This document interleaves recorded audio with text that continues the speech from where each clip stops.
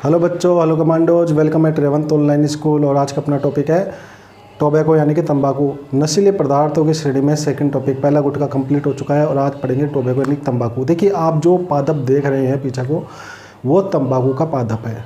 ठीक है, इस पादप का जो वानस्पतिक नाम है वो है निकोटिना टोबैकम। वह इसका कुल है सोलेनेसी, आपको याद रखना है किसी भी हालत में। ठीक है, अब देखिए इस पादप में ऐसा क्या है और इसके किस भाग से क्या बनाया जाता है, तंबाकू बनाया जाता है। तो इस पादप के जो पत्तियां हैं, इस पादप की पत्तियों से तंबाकू का निर्माण किया जाता है। इसको धूप वगैरह में सुखाते हैं या फिर आर्टिफिशियल ड्राइंग भी करते हैं, तब जाके इससे क्या होता है, तंबाकू बनता है। अब इनकी पत्तियों में ऐसा क्या पाया जाता है जिसका तंबाकू के रूप में उपयोग लेते हैं। तो देखिए, जो तंबाकू है, ये पत्तियां हैं, इनमें एक विशिष्ट प्रकार का एल्कलॉइड पाया जाता है जिसमें विशिष्ट गंध पाई जाती है, वह नशा पाया जाता है। ठीक है, और जिसका नाम है निकोटीन। जिसका नाम क्या है, जिसका नाम है निकोटीन। तो इसको याद रखना है। और इन पत्तियों में निकोटीन की मात्रा 1 से 8% तक होती है। ठीक है, 1 से लेकर 8% तक। अब आपका क्वेश्चन होगा, सर 1%, 8% फिक्स तो बताइए। तो देखिए, इस तंबाकू की भी कई तरह की प्रजातियां होती हैं, यानी कि वैरायटी होती हैं।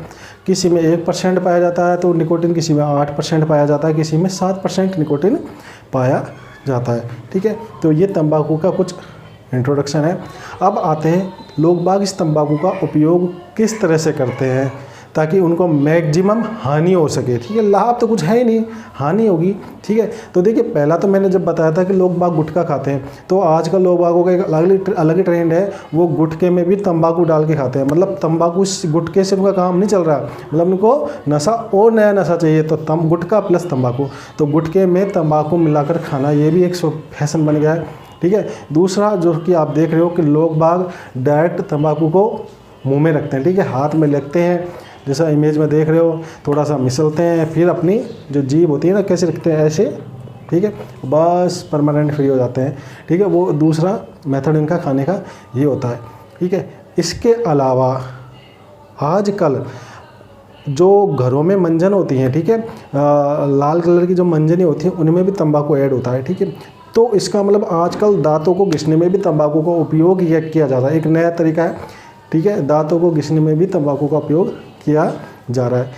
इसके अलावा अगर हम स्मोकिंग की बात करें, ठीक है, स्मोकिंग की बात करें, तो जो पहले के लोग हैं, हुक्का, ठीक है, हुक्का या चिलम, ठीक है, या फिर बीड़ी, तो इनमें तंबाकू भरकर तंबाकू का यूज करते थे स्मोकिंग के रूप में। ठीक है, आज की अगर यंग जनरेशन देखी जाए तो वो थोड़ा मॉडर्न हो गए, तो वो सिगरेट का उपयोग ज़्यादा करते हैं। तो ये मतलब नए नए तरीके हो गए सिगरेट को, ये तंबाकू का उपयोग करने के लिए। ठीक है, तो विभिन्न प्रकार के तरीक़ों से तंबाकू का उपयोग किया जाता है। अब बात आती है इनके दुष्परिणाम क्या है। देखिए, अगर आप तंबाकू को नियमित रूप से अगर उसका सेवन करते हैं तो ध्यान रखें, आपको मुंह का, जीभ का, गले का, फेफड़े का कैंसर होने की संभावना बनी रहती है। ठीक है, तंबाकू का आप चाहे आप उसको चबाने के रूप में उपयोग करें या फिर स्मोकिंग जैसे सिगरेट का उपयोग करें, आपको मुंह, जीभ, गले, फेफड़े के कैंसर होने की संभावना पूरी तरह से बनी रहती है। इसके अलावा जब आप स्मोकिंग करते हैं तो दोस्तों, वो जो धुआं है, ठीक है, आपके शरीर के अंदर जाता है और वो जो धुआं है उसमें कार्बन मोनोऑक्साइड की मात्रा बहुत ज़्यादा होती है। जैसे ही वो आपके रक्त में जाता है तो वहाँ 2 दुष्प्रभाव डालता है। ठीक है, पहला तो ये कि ये जो कार्बन मोनोऑक्साइड है, आपके जो रक्त है उसकी आरबीसी से कांटेक्ट करता है, संपर्क करता है। रक्त में आप सब जानते हो कि रक्त पोषक तत्व व ऑक्सीजन को एक स्थान से दूसरे स्थान पर ले जाने का कार्य करता है। ठीक है, अब ये क्या करता है, CO जो कार्बन मोनोऑक्साइड है, रक्त की आरबीसी के साथ में सहयोग करती है और उसकी जो ऑक्सीजन ले जाने की क्षमता उसको कम करती है। आप ये बताओ कि आप जब ऊतकों के पास में ऑक्सीजन ही नहीं पहुँचेगी, ठीक है, तो फिर उनका क्या होगा, तो स्थायी रूप से डैमेज होना शुरू हो जाएंगे। तो स्मोकिंग करने वाला व्यक्ति धीरे धीरे क्या होता है, कमज़ोर हो जाता है, आलस्य हो जाता है, बिल्कुल थका हुआ रहता है। तो वो यही कारण होता है। ठीक है, इसके अलावा स्मोकिंग करने से ब्लड प्रेशर की भी बीमारी होती है। ठीक है, अब देखिए, पहले जो इमेज देख रहे हो आप, ये जो रक्त वाहिनी देख रहे हो, नॉर्मल है, इसमें किसी प्रकार का कोई दोष नहीं है। ठीक है, इसकी जो गोलाई है बिल्कुल एक समान है, किसी भी प्रकार का कण का कोई जमाव इसमें नहीं है। लेकिन यहीं दूसरी आप जो इमेज देख रहे हो, इसमें इस रक्तवाहिनी में आप देख रहे हो जगह जगह जमा हो गए, ब्लड को निकलने का रास्ता नहीं है, बहुत कम सकरा रास्ता है, जिसके कारण क्या होता है, ये ब्लड क्या डालता है, रक्तवाहिनियों के ऊपर दबाव डालता है। और हम जानते हैं कि रक्त के द्वारा तो रक्तवाहिनियों पर डाला गया दबाव रक्तदाब कहलाता है, और जब ये बढ़ जाता है तो ये हाई बीपी का रूप ले लेता है, ठीक है, यानी कि हाई ब्लड प्रेशर का रूप ये ले लेता है। तो इस तरह की भी इसमें बीमारियां होती हैं।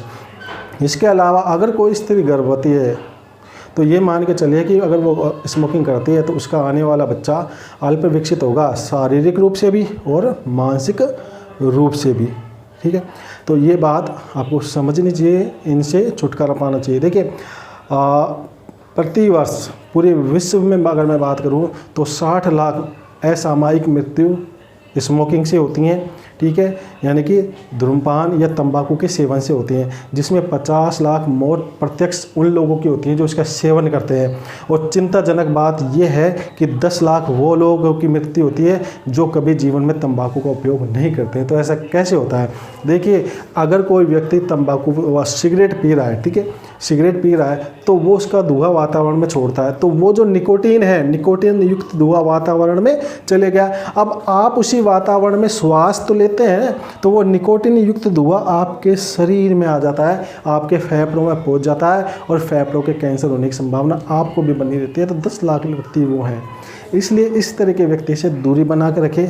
आपका अपना कोई स्मोकिंग करता है तो उसको मना करें ताकि वो भी बचे और आप भी बचें, ठीक है।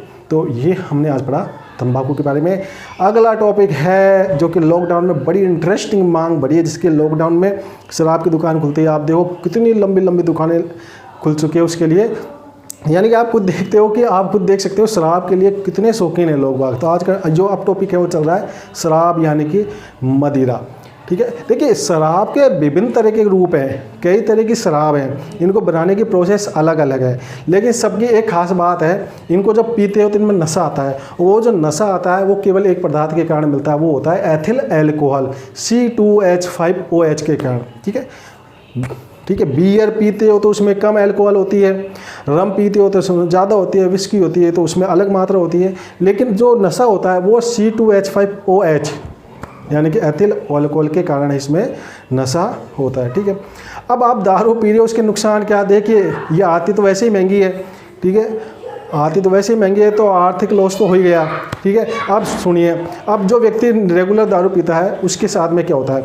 अगर कोई व्यक्ति रेगुलर दारू का कंजप्शन यानी कि शराब का कंजप्शन यानी कि मदिरा का उपयोग करता है तो ये शराब आपके रक्त प्रवाह के माध्यम से यकृत में चली जाती है, ठीक है। और यकृत क्या करता है, उस शराब को या फिर मैं कहूँ कि C2H5OH यानी कि एथिल अल्कोहल को एसिटिल्डिहाइड में बदल देता है। और ये जो एसिटिल्डिहाइड होता है ये विषैला होता है, ठीक है। कई बार आप देखते हो ना लोग बाग देसी दारू पी लेते हैं, ठीक है, तो उसमें क्या होता है एथिल अल्कोहल जल्दी एसिटिल्डिहाइड में बदल देता है और कई लोगों की इस तरह से मृत्यु भी हो जाती है, ठीक है। दूसरा ये होता है कि इसको ज़्यादा सेवन करने से वसीय यकृत रोग हो जाता है। क्या हो जाता है? वसीय यकृत रोग हो जाता है, जिससे प्रोटीन व कार्बोहाइड्रेट के संश्लेषण में फर्क पड़ता है, ठीक है।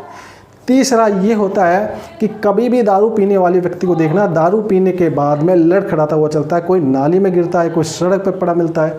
क्या कारण है? उसके बाद ये है कि पीने के बाद में वो अपने शरीर का सामंजस्य व नियंत्रण नहीं रख पाता, ठीक है, सामंजस्य व नियंत्रण रख ही नहीं पाता, ठीक है।